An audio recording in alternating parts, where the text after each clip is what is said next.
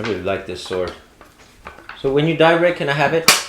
Maybe. All right. You're probably going to kill me later. Exhibit A of Nain's trial. Welcome back. Welcome to another edition of Nain's Shorts. Because you guys haven't been saying enough nice things about Eric has decided no longer to be on camera. So shame on all of you for not hyping him up and boosting his ego so he can be on camera all the time. Just for today. Today is a very special episode because I want to talk about this past weekend. This Saturday, May the 4th, be with you. Yes, Star Wars fans do enjoy that, but it was also the IWA, the Independent Warriors Association. I don't know if there's more to the title. I just always known it as IWA. It is Michael Smith's nonprofit organization where he brings in 5 instructors, and they showed their art to a maximum of 60 students. So it is limited space. Look for it next year. It is always on the same weekend of May.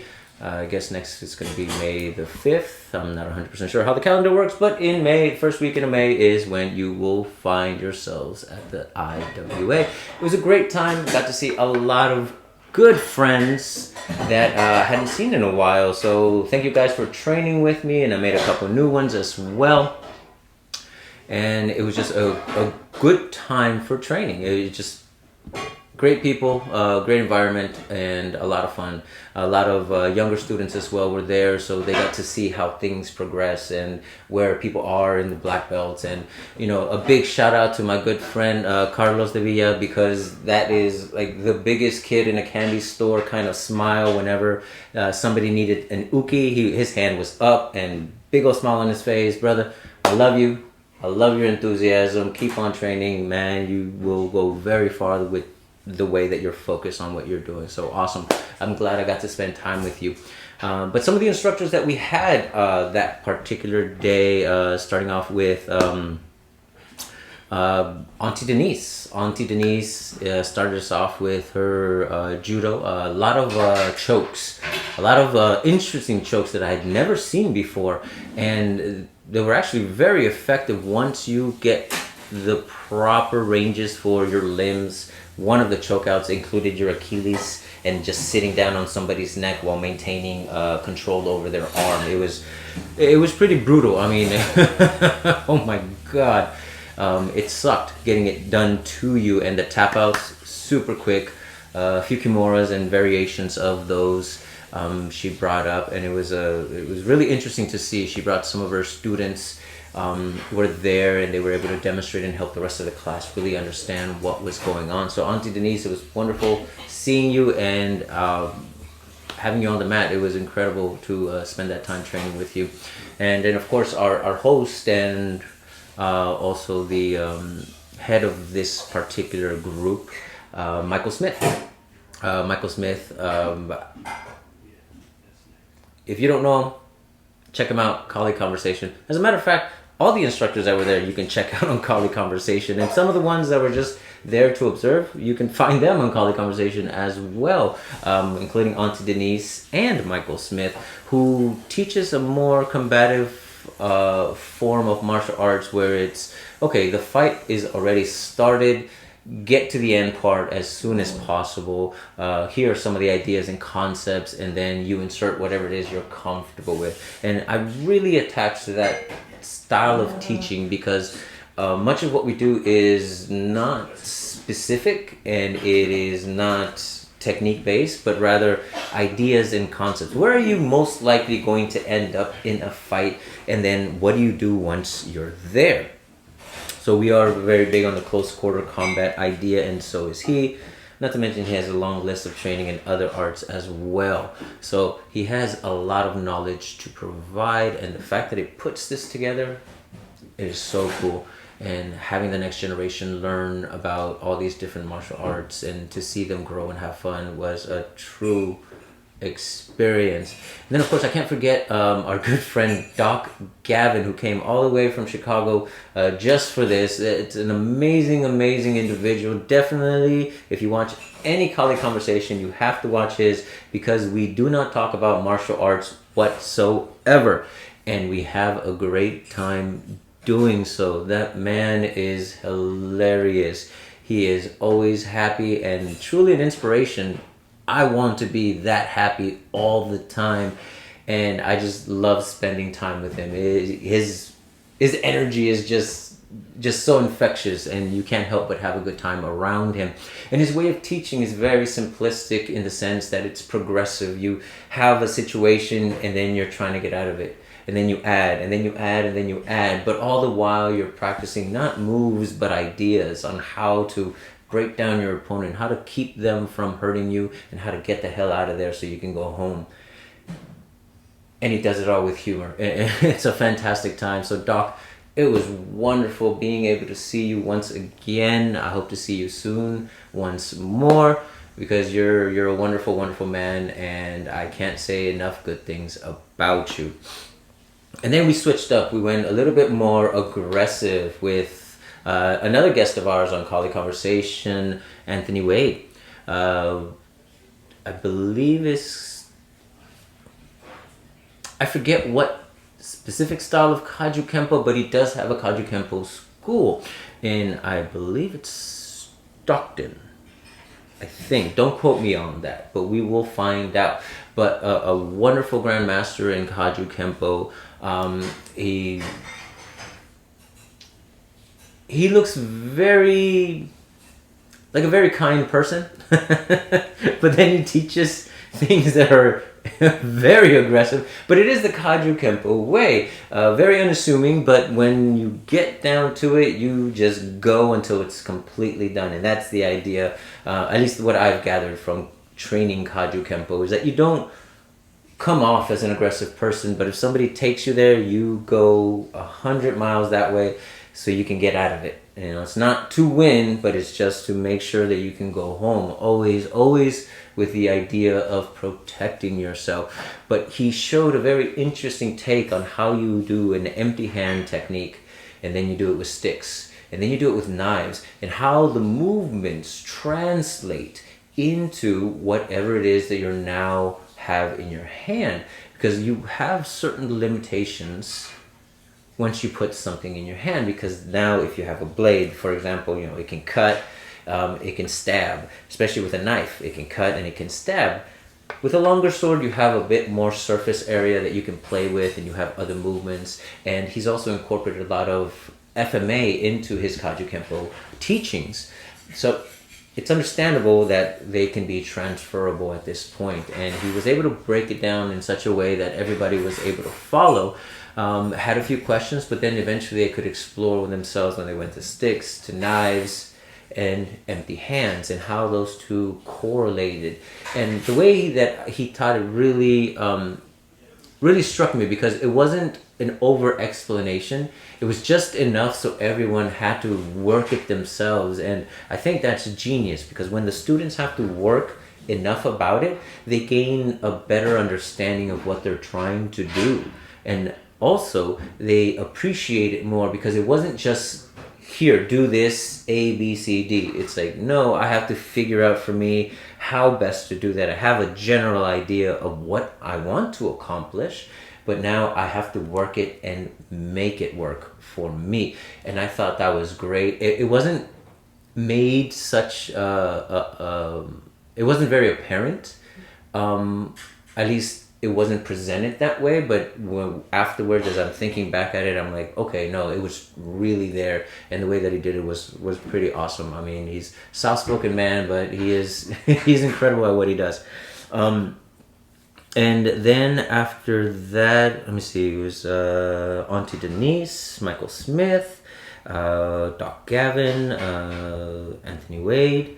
I think those were the 4 instructors. Did we have another? Oh, Mahaguru Horatio. Mahaguru, who does, and I apologize, I am probably going to get the name completely wrong, but it's Penchat Silat Sarak. there's more to it. There's more names involved, and I can't remember all of them.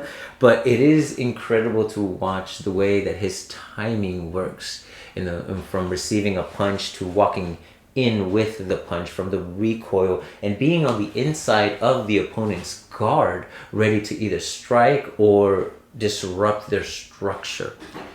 And to see that being presented, especially at speed, because his demonstration was from a jab to a cross, but it wasn't, I'm going to hold my arm out there and then let you do your technique. No, what he does is solely focused on the idea of people punch like this. People will draw back. No one's going to hold their hand out unless they're trying to like blind you so they can sucker punch you or something. But specifics. But in general, people punch. Right? And even with this on the inside.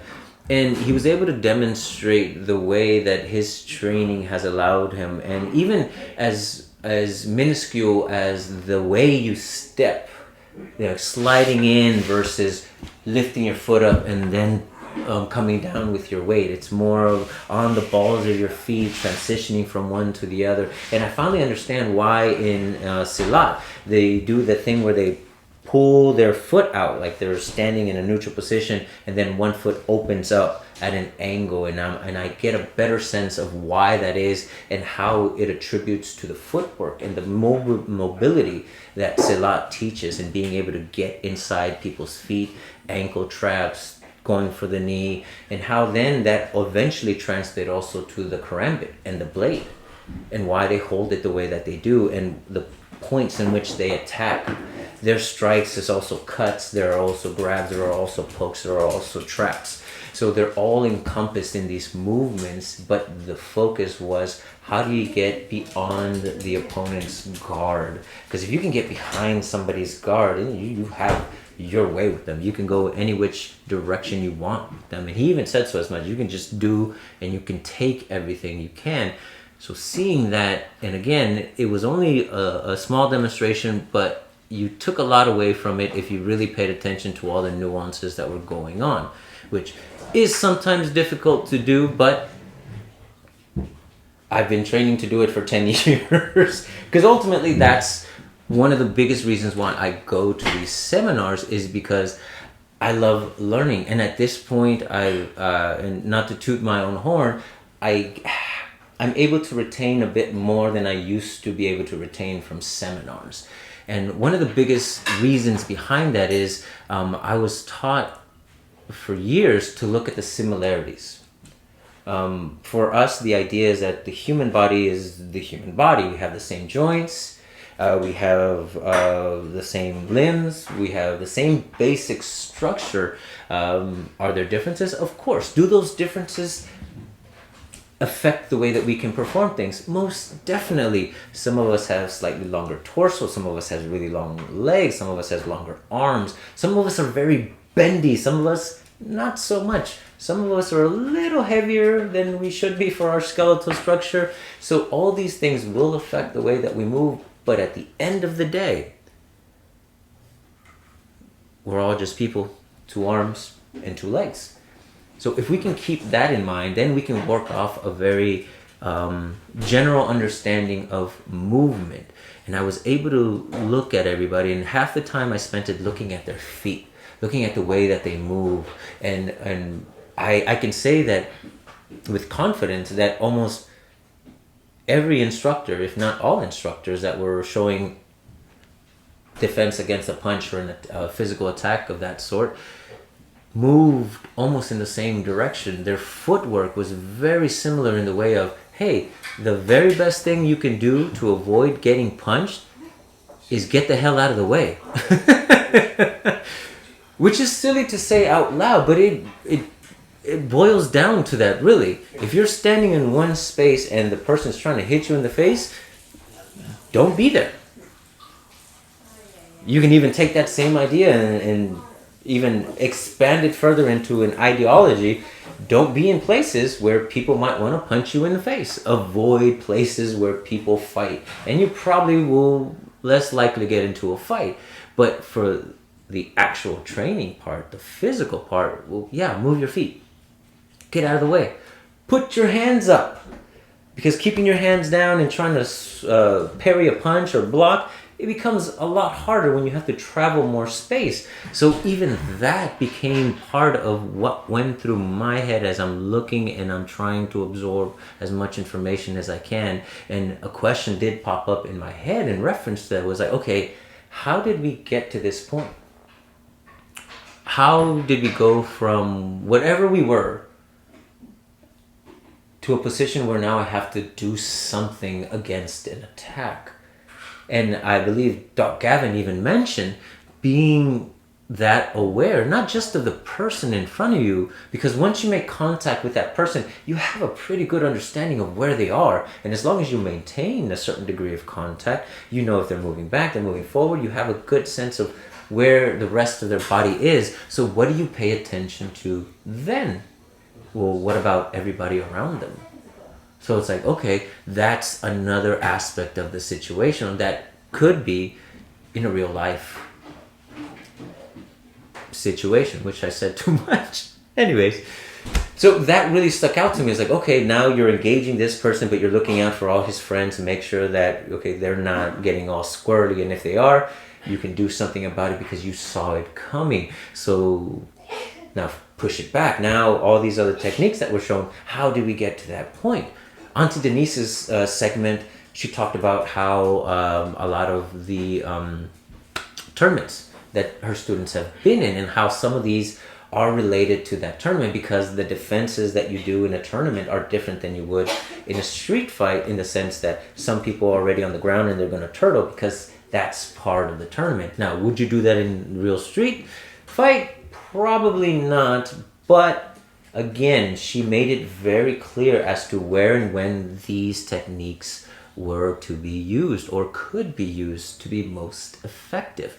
And that really stuck out to me because then I started looking for the rest of the seminar. Where would these techniques work best? When would I use these techniques? And how do I then practice that aspect of it? Not just the physical, but the situation. What situation do I find myself in where I need to potentially break somebody's arm or choke them out?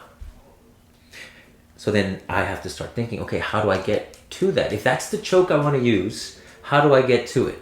And what if I spend too much time trying to get to that and in the meantime I get beat up? So what are the other options that I have? So then I started pulling different things from the other presenters and the other instructors as to how can I get there? So I started piecing in my head, okay, this is really helpful if I want to get to this person's weak side. This is really helpful if I want to stay to their strong side. This is really helpful if I want to trap them and keep them at bay, this shield between me and other attackers.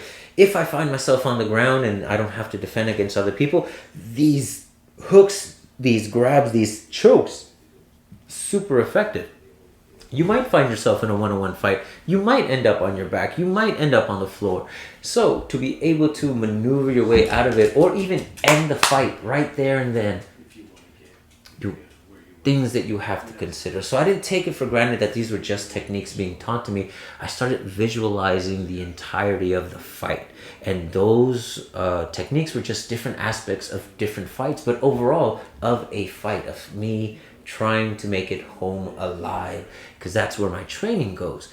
And it was a lot of fun to see all the similarities in the movements and how to then adapt. And okay, why do they do it that way? Oh, because of this and because of that. Oh, because they're trying to get beyond that idea and do something more devastating, or do something more combative, or do something more passive, or do something that's more submissive, or do something that's just gonna rack their brain enough to say, maybe I don't want to fight this person. And that's how I was taking the seminar. So I was very grateful to be able to witness all of that, to have been invited by Michael Smith. So thank you very much for that. For those of you who couldn't make it this year, definitely will happen next year. There was a freak storm that happened on Saturday, and that was a weird thing that I don't want to get into the details of because I'm still a little traumatized about it. But everyone's safe. We made it home. And I almost forgot. towards the end of the seminar, Michael Smith had my good friend Carlos De Villa, as well as one of his black belts, Ryan, whose last name I don't remember, and myself. We each were given a few minutes to show something, and we were given a topic: chokes. Carlos, oh my goodness, the chokes that man showed are so badass. You're tapping within seconds. I believe there's videos that he put up on Facebook. So Carlos De Villa, look for him.